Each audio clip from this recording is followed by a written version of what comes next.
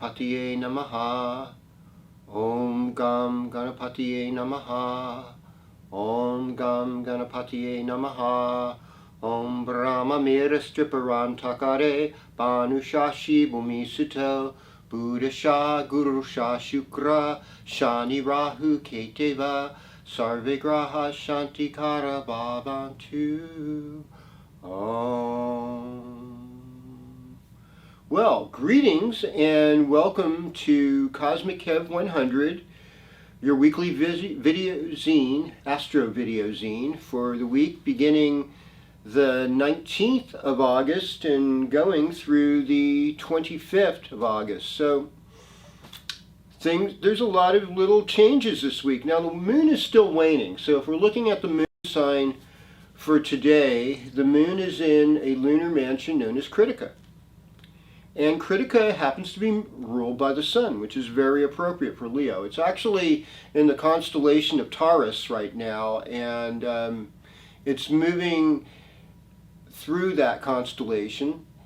But in Western astrology, the moon's actually in Gemini as of 5:06 a.m. in the morning. So Gemini moon. But let's talk a little bit about Kritika Nakshatra. Now, Kritika's symbol is the razor, or sometimes a flaming sword.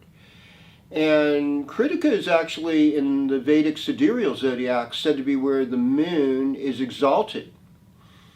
Now, sometimes I guess it's near the star of Algol, and I guess, one of my astrologers say that could be like decapitation or losing your head or something. I don't know. I really don't like to give a lot of energy towards things like that, because it's like, that's generally like a downer and sort of negative. But Kritika is very concerned with the truth. And Kritika is located in the Pleiades, where they say the foster mothers of the zodiac are. So Kritika will often adopt other people's children. It's like when a man goes into a marriage where the woman was married before or had children before, or a child, and he just like adopts that child as his own, or a mother who gets together with a man who has children, and she just adopts those children and mothers them as if their own. So this is one of the reasons why in Kritika the moon's exalted. This nurturing quality of the moon is like, hey, I'm going to accept this. This is great. I'm here for love, because ultimately that's what we're here for. We're here for love. And Kritika is really concerned with the truth. And sometimes, see, the side of Kritika, that razor, that cutting edge of truth, that flaming sword, it is not always pretty. Kritika is ruled by the sun. The sun's about our sole purpose. It's about our truth. But Kritika is often an attractive person that shines like the sun, and they will speak their truth. Now, Malcolm X has his sun sign in Kritika. Talk about a truth speaker. Oh my gosh. He really brought it to the world in a way that wasn't seen before. And he was so oriented in a way towards the future and improvement that people at that time couldn't understand him. But let's look at his life. He had a lot of time in prison. He was isolated. And he spent his time mastering the English language, just memorizing a dictionary and reading all kinds of books, encyclopedias, and becoming very astute in history, and even knowledge of the Bible and the Quran, as he was a black Muslim. He did the work, he did the inner work before he went on that outer plane. And that's really part of the hero's journey that we see. It's like we do that inner work, then we come out there. And I think that's also part of the Kritika thing. But it's hard, if you're angry, you're telling the truth, you've got that sword, if you've got some Kritika in your chart, you got to be careful with that too. So Western astrology today, we've got a Gemini moon. Unless you're up before 5 o'clock in the morning. But and Gemini moon is generally lighthearted. And the sun's in Leo. We want our sole purpose. Sun's in Leo in both systems, both the sidereal zodiac and the tropical zodiac right now. And the 19th is like a number 1 day, and that's a very Leo number too. So it's like, hey, let's get behind this reality, that reality of our truth. And I want to wish happy birthday to my friends out there. Leo's having birthdays. Rita, who might still be in Arizona, and to my brother Keith. They're both having birthdays tomorrow on the 20th. I want to pay tribute to my grandmother from Ireland, born Bridget Shannon. She would have been 122 today if she was with us, and or rather Sunday, she would have been 122. My friend Jessica, that's helping people get prosthetic limbs, having a birthday on the 22nd, and to Victoria having a birthday on the 22nd, and Adina having a birthday on the 23rd. All of you people having birthdays this week. We got some, I guess, Virgo, Michael Leitner having a birthday on the 24th, the 25th, Elvis Costello. And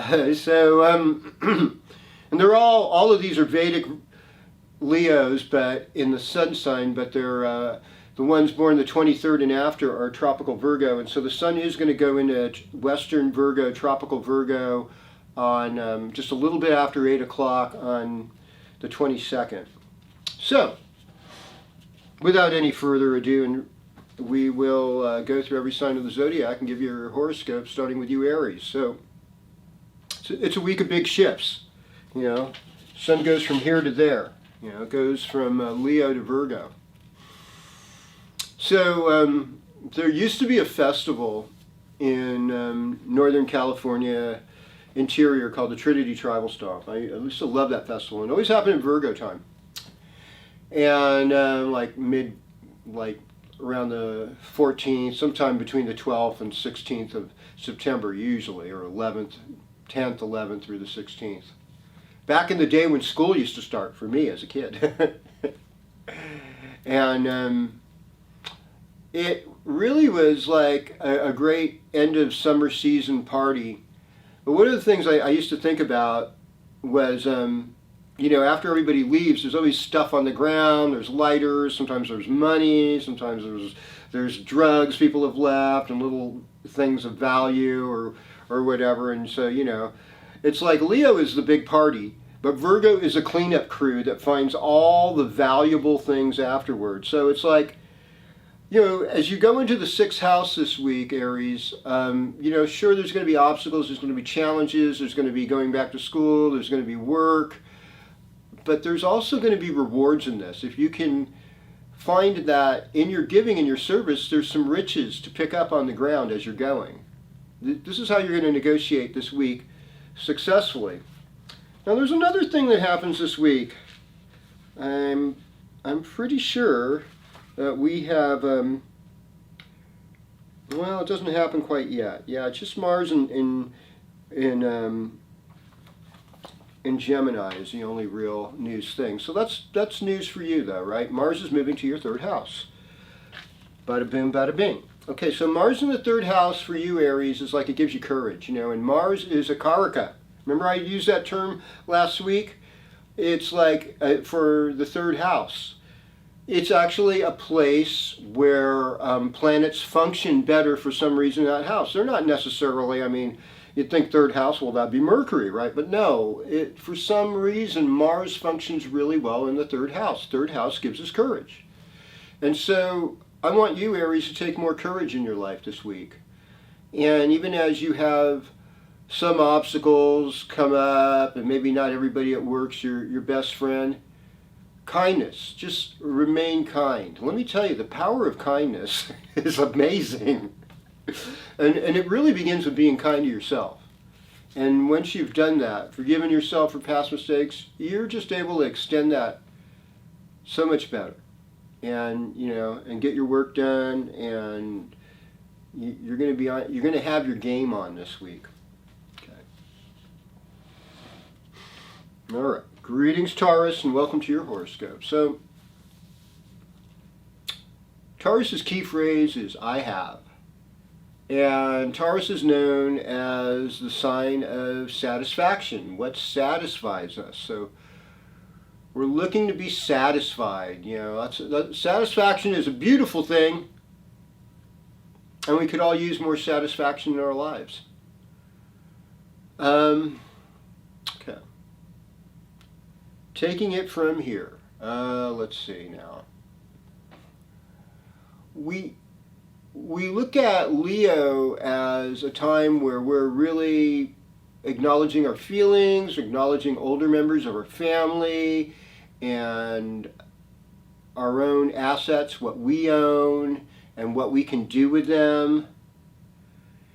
And the other part of it is we're moving now into the 5th house. So as of Monday night, bada bing, bada boom, 5th house, which is kind of a celebration of the heart. It's about our children, it's about our creative projects, it's about what we do well.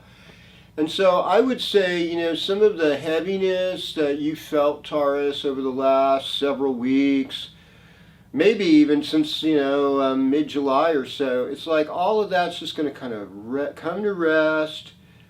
Everything's going to ease up for you. You're going to find more joy. You're going to find more intelligence. You're going to find more peace. Things are going to get better. And that's my favorite thing to say to people in a horoscope. Also, it's like your intuition is on. Pay attention to your dreams. Pay attention to that spiritual life with Jupiter in the 12th right now. I mean, I haven't mentioned much about that. This is an ongoing thing for you. And so, you know, it's kind of like the time to get right with God. It's time to get right with the Divine Mother, time to get right with the Heavenly Father, time to get right with your spirituality as you know it. And everybody's got a different take on that. And I'm not here to step on toes and say, this is the right way, otherwise you're going to hell. I mean, how many friends is that really bringing you? And do you really think God is as limited as that? I feel sorry for you if you do, to be honest with you. I really do. If it's working for you, okay, you go with that. Greetings, Gemini. Welcome to your horoscope. What an empowering week. I mean, when you get Mars in your 1st house, it's kind of like, you know, I got a little bit of, I got some muscle here. Especially with Gemini, you know, you want to do the arms, you know, you want to show that, you know, you're fit, you know, a little bit of chest beating, I don't know. That's just for the tail end of Leo season, you know, the MGM lion.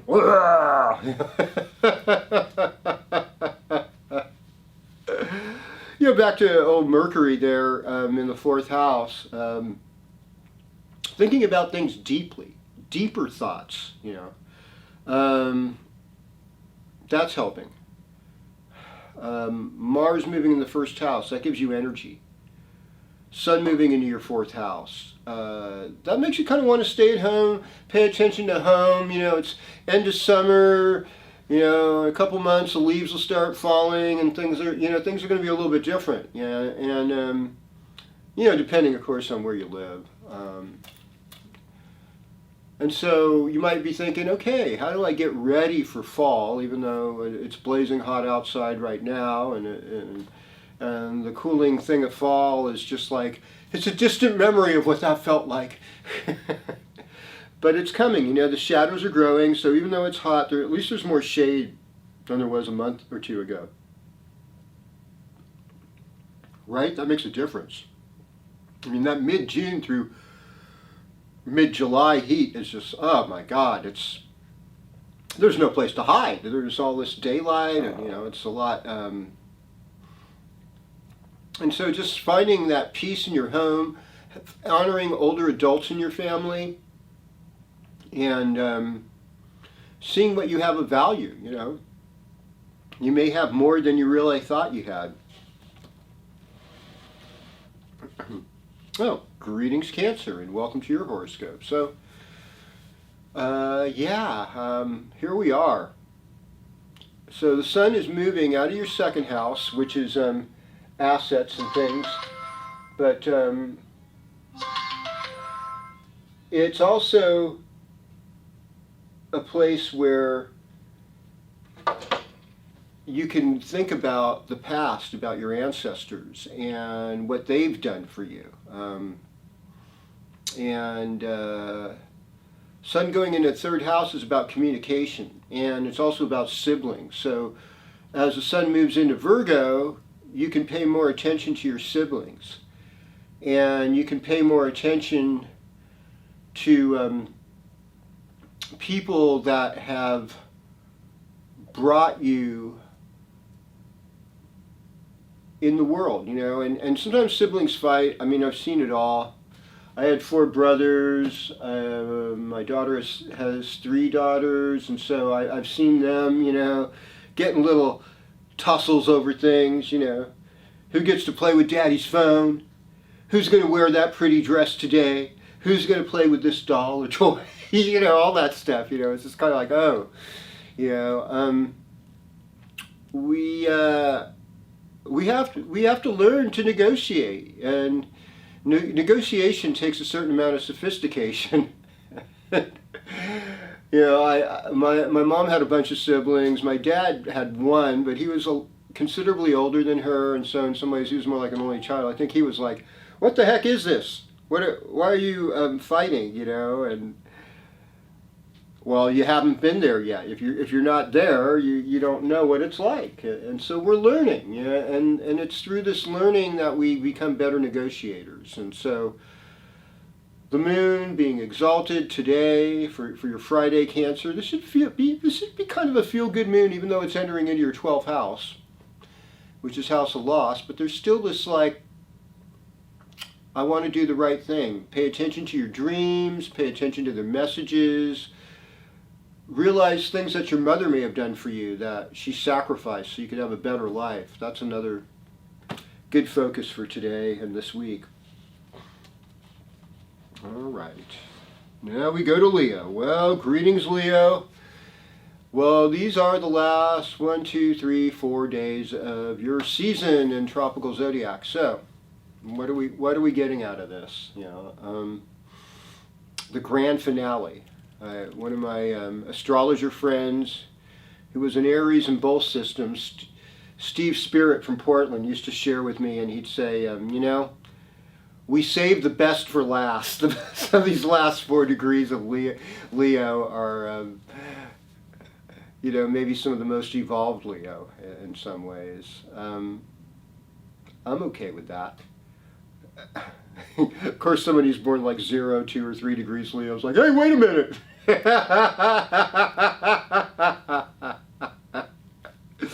I've got some good news for you folks too, but right now, all Leo, you know, this is the last 4 days. So when we wake up on Tuesday morning, we're going to be in this whole different, you know, reality, or go to bed, you know, Monday night, where Virgo takes over. Yeah. And Virgo is such a understated sign generally. It doesn't come with all the fireworks and the fanfare and the blowout of Leo. And but you got to be careful that you don't go down like the Hindenburg, like a hot air balloon catching on fire. You know, you don't want that to happen either. So good things are happening. You know, you've gotten yourself in a much more conscious space, and you are realizing the power of words to heal and help others. With Mercury in the 2nd house transit, Jupiter in your 9th house by transit. It's helping you have a better relationship with your father, with your teachers, better relationship with travel and other cultures, and greater understanding and greater learning. These are things we want to emphasize. So, more work with the family, more money is going to be made after beginning Tuesday. You're going to focus on the material, the artha aspect of your life, the art of living, and that's going to bring some rewards too. So all in all, I'd say this is powerful. It's a very social weekend for you. This is like a weekend where you might go to parties and really feel like, yeah, I'm loving life. There's nothing wrong with that. It's good to love life. All right. Greetings, Virgo, and welcome to your horoscope. So yeah, Tuesday night, a little bit after 8, we're going to get the sun moving into Virgo, our lovely Virgo. Oh yes. And with this move, we're we're going to enjoy life like we haven't. It's kind of like that shadowy feeling of the sun transiting the 12th house. That's over, you know, and guess what, Virgo? You become the flavor of the month. You know, I'm a Virgo rising ascendant, with Pluto on the ascendant, and I know, beware. Well, that's why I'm on TV and the radio.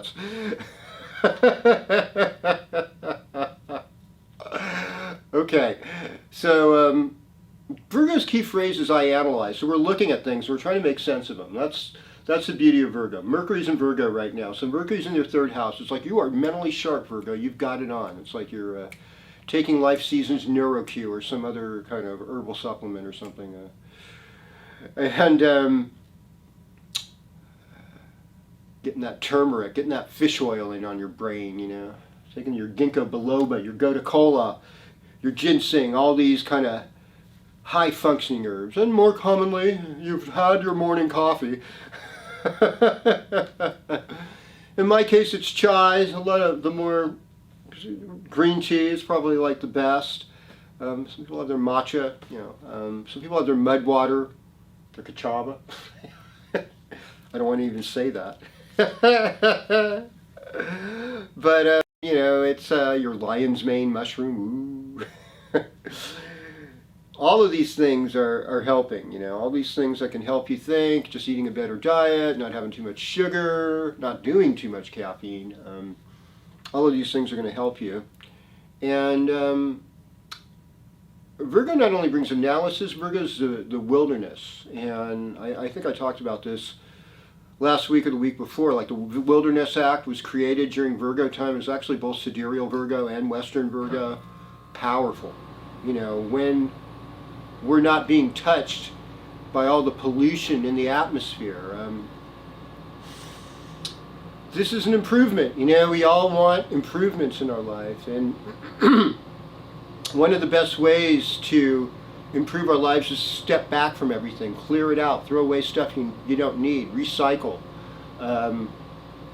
clean house. You know, Virgo season is about house cleaning, and it's about the tail end of the summer, and it's about sunbathing and showing as much skin as you possibly can, and, you know, skinny dipping in the lake, and, you know, just enjoying those last 4.5 weeks of summer. So do that, be that, see that. Greetings, Libra. Welcome to your horoscope. Key phrase here is I balance, or we harmonize. You know, Leo time was the party, and so, you know, you can be part of that party, but you also could be part of that cleanup crew too, because a lot of you are sidereal Virgos, okay?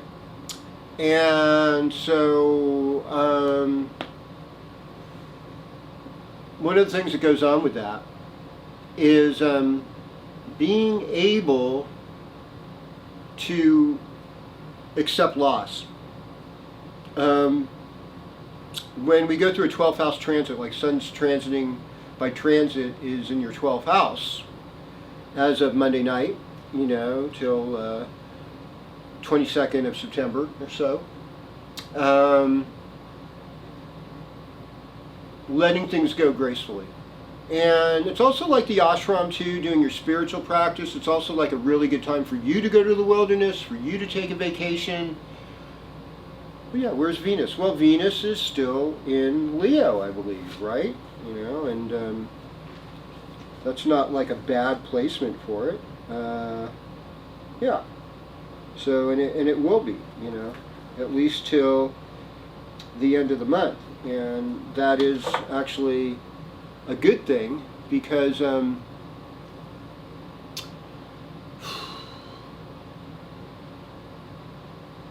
it's about celebrating matters of the heart and being creative with things that rule our heart, and honoring our fathers, even honoring leaders. You know, I mean, one of the worst things about being a leader, I would hate to be a leader in some ways, like especially the political realm, is like you are automatically up for ridicule and criticism. It's, you know, it's like as soon as you are the king of the hill on that pinnacle, somebody wants to push you off and be there to have that vantage point. You know? And I mean, people I mean, not to like get into the whole politics of it, because, you know, but like, you know, there's people that honor Donald Trump. There's people that actually love Biden. I know. It's no, and all of it, but, you know, there's art that's made to ridicule leaders, and there's art that's made, you know, in the former Donald Trump, I say, he had more art done to ridicule him, and, you know, and possibly well-deserved in some respects, but maybe not completely. You know, I think the hardest thing to do is to see the good side of a scoundrel, to have grace, to have a sense of forgiveness. But it's like when you're in those kind of places, that's actually where the magic happens. Is when we can see good in that which maybe had done harm. You know, I had a former partner that just hated Michael Jackson because of allegations about him and inappropriate behavior with children, which certainly is despicable. But at the same time, when I look at the dancing and I look at the music and listen to it, I'm like, my God, this has so much value. Can I completely remain in hate? You know, it's very likely that this person was a victim of such dastardly acts himself. So in that sense, it doesn't justify anything he's done. But I'd say the art and the creativity is justifiable. It's beautiful. And I'd say having compassion in our own hearts for what he might have suffered that led to him doing bad things is not a horrible way to go. I think the more practical way is, how can we protect children better? How can we rehabilitate people that have been victims of such things? You know, that's the kind of thing. And in a lot of sense, both perpetrator and victim are victims. And when we're that small-minded, we can't understand that, then we never get the healing that we really need, you know. And so I know Libra's a justice maker, and so I figure you could understand that. Okay. Greetings, Scorpio. Welcome to your horoscope. Yeah. Your key phrase here is I create, you know, or I desire. And so Leo time, there's a lot of pressure, you know, to perform, you know. Performance anxiety. What older male doesn't know about that?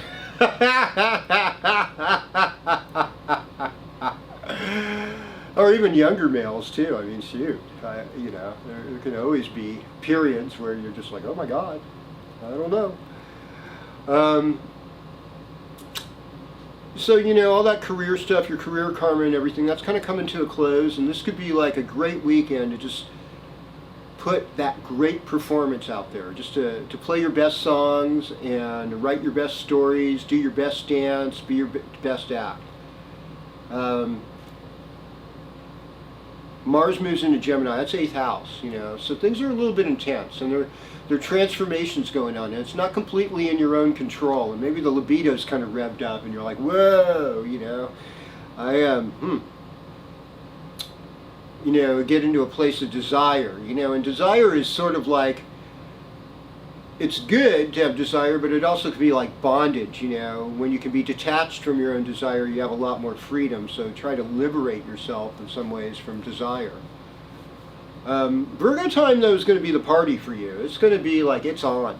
You're going to have a good time. This will be a good time to invite people over to your house, have a little potluck or something. Of course, following, you know, proper health protocols in these dangerous times. You know, I mean, it's dangerous, you know. Yeah, I don't think people are going to be having monkeypox parties like that, chickenpox parties. Maybe they will. I know. It's just, I don't. It's hard to say that word with a straight face, I'll admit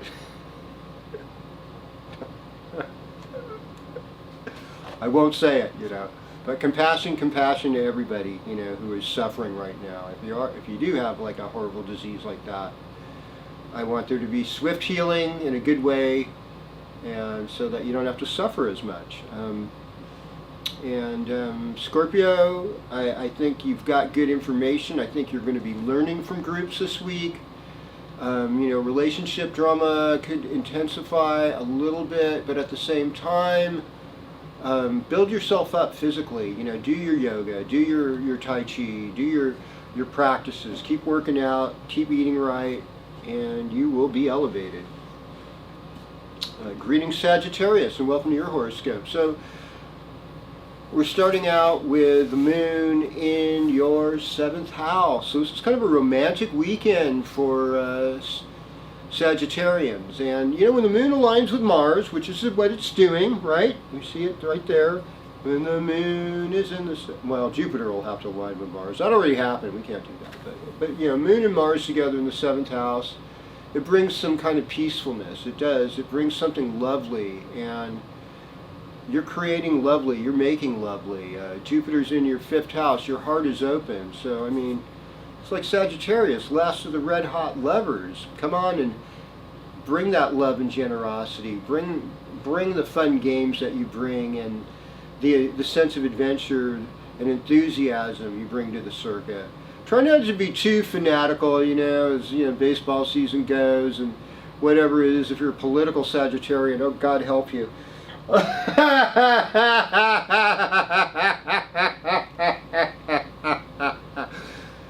hate to tell you this. I'll let you in on a little secret. These two parties, they're working for the same banks. They're working for the same team. And they're just pretending that they have something in your best interest. Okay, I said it. We're gone. Greetings, Capricorn. Welcome to your horoscope. All right. No horrors this week. I mean, we talked a little about Saturn. The embarrassment, the shaming, the struggles, the slowing down, the restrictions, the law, 3 steps forward, 2 steps back, all of that. You know, money is slow, but you know what? They say sometimes slow money is the best money. And a lot of people that have Saturn in the 2nd house actually do well with money. They might be conservative, slow investors, but you know, they hold on to what they got. They don't feel this need to spend frivolously. They want things that are built to last. And I think of you in those terms, that you're built to last. Now, this weekend, and we're starting with moon in Gemini. And then that moon goes into Cancer. So like, by the time we get to, you know, Monday, Tuesday, there's kind of like a room for romance in your life. Yeah. And that Mars in the 6th house, well, my goodness, it's motivating you to exercise more, to get in shape. And really, they say that late summer and fall is the most important time to get yourself as healthy as possible, because that gives you a shield that'll protect you during the winter months when you're more vulnerable to sickness. So, you know, now's the time to cut out the junk food, especially as the sun's moving into Virgo. By the way, that's your 9th house. That's a house of luck. It's a house of good fortune. It's a house of teachers, house of fathers, house of travel. This might be a good time for you to travel and get that last bit of summer out of your system. You know, that summer fun. So I see so much good for you, Capricorn, and so much intelligence. Greetings, Aquarius. Welcome to your horoscope. And you know, it's lovely that you care a lot about the whole world. I mean, I really appreciate that. And sometimes, though, this is a problem that Aquarians have, Aquarius rising, Aquarius moon, I've seen, is that they care so much about their friends and the state of the world that they'll neglect their own family, their own children, their own parents, their own siblings. That is rough. Okay, so it's like the ability to embrace all. A lot of times we look at what's in the outer world as an escape from our inner world and our own personal, I won't say tragedies, but challenges, restrictions, things that we face. We want to escape from that. You know, that's why we use drinks, drugs, whatever, TV, internet, distractions. You know, we try to distract ourselves. And sometimes it's just important to be. Now, when we can be with nature and feel like we're part of this whole universe in a natural way, that's when we're doing the best. So, you know, an afternoon spent by the creek, under the shade of a tree, in your garden, even just simple pleasures like taking a cold shower on a hot day, all of these things can be really refreshing. Making sun tea and cooling it off, sharing some kind of, you know, making fruit smoothies, sharing it with friends. All of these things are ways to make things better. And so, I mean, in a lot of ways, Virgo time is kind of like a deadly time for Aquarians. You know, it's like, it's a time of transformation, it's a time to let go, and it's a time where if you haven't taken care of yourself, you could easily get ill. You know, you have to watch what you eat more. But if you get into your spiritual life, study things like astrology, tarot, Tibetan Buddhism, Christianity, the Talmud, the Quran, the Tao Te Ching, all of these things, you know, it's going to help you. It's going to put you in a better mental state, put you in a very peaceful state. Well, greetings, Pisces. Welcome to your horoscope. So, Neptune in the first house, you know, is it a mirage or is it a legitimate oasis? That is the question, always with Neptune.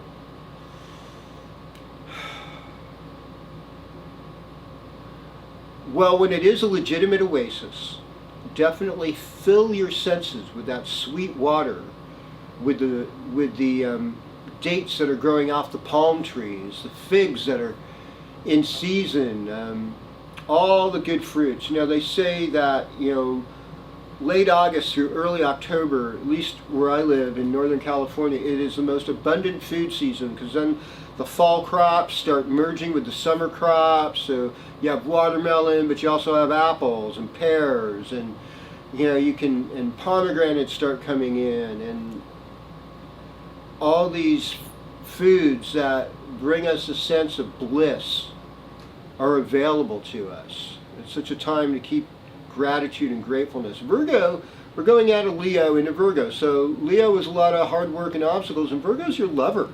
Virgo is your partner sign. Virgo is here to offer healing. And Virgos, what I really love about them is that they always have an eye of where things need to be improved, you know. And in some ways that can be a pain in the ass, because it's like, oh God, they can, you know, their shadow side is excessive criticism. You know, when somebody criticizes things too much, it just makes you feel bad. Like, oh, I haven't done enough. Oh my God, will I ever be able to please my Virgo partner? Probably not. That's okay. You know, one of the things about love is why Venus is debilitated in Virgo and it's exalted in Pisces is because love requires surrender. You know, and if you can't surrender, you'll never experience love. I mean, in order to even orgasm, it really requires that you surrender. You know, and some people, for various reasons, have a harder time surrendering. They want to be in control, you know, and all that juicy stuff doesn't happen when you're in control. That's why, like, when you're in a roller coaster and you're going down, it's so scary. It's also thrilling because you're releasing. It's like, I'm not in control. Oh my God! You know? So, you know, keep it all on even keel, and I'd say be your nicest, best self, Pisces, in the kindest way. Be kind to yourself. Be kind to others. Mars is in your 4th house now, so you might be kind of itchy to move or do things a little bit differently, but you're a real sweet talker, and you know, maybe get yourself a new outfit, make yourself feel better. When you feel better, you'll make other people feel better. And so I'm looking forward to being with you next week when we do this again. I'll have this amazing new moon forecast. I want everybody to keep in mind out there, all signs, you know, as we're winding this up, is that the sun is now in the Magha Nakshatra, folks, and that is the ancestors, the Petries. And so we all need to be giving thanks to our ancestors, because even if they were bad people or whatever they did, we're still alive today because of them. And they want us to do better in every way. And I think once they hit that eternity, they see what they've done wrong, and they know they have to do better, and that you're part of that healing continuum for the ancestors and for future generations. Keep that in mind. You are royal. You are all kings and queens.